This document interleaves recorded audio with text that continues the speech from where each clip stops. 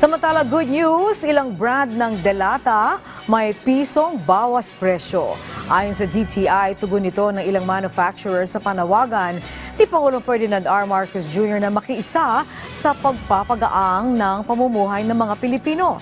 Si Harley Valbuena sa sentro ng balita. Epektibo na ang pisong rollback sa presyo ng delatang sardinas ng isang brand.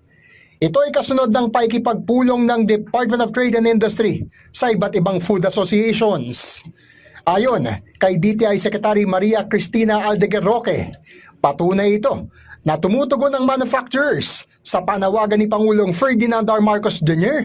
na unawain ang pangailangan ng mga consumer. There is a rollback, meaning nagmura sila ng 1 peso on yung mga sardinas nila like Ligo, and meron ibang sardines sila na dun nag-rollback po sila ng 1 peso. So magandang balita po ito para sa ating mga consumers. Dagdag pa ni Roque, adhikain din ni Pangulong Marcos na mabigyan ng mga consumer ng abot-kayang sardinas, lalo na't isa ito sa mga pangunahing pagkain ng masa. Kaugnay dito, makikipag-ugnayan na ang DTI sa iba pang brand ng sardinas para sa posibleng pagpapatupad din ng rollback.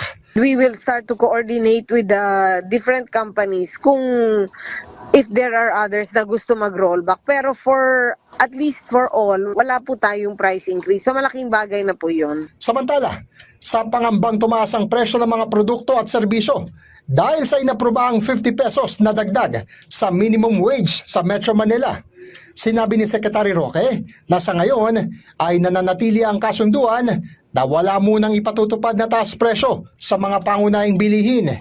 Hindi pa rin nakikitang makaapekto sa presyo ng mga produkto ang unstable na presyo ng langis dahil sa gulo sa Middle East. For now po, we agreed on a no price increase. For now, there's really no price increase for basic necessities and prime commodities. Harley Valbuena para sa Pambansang TV sa Bagong Pilipinas.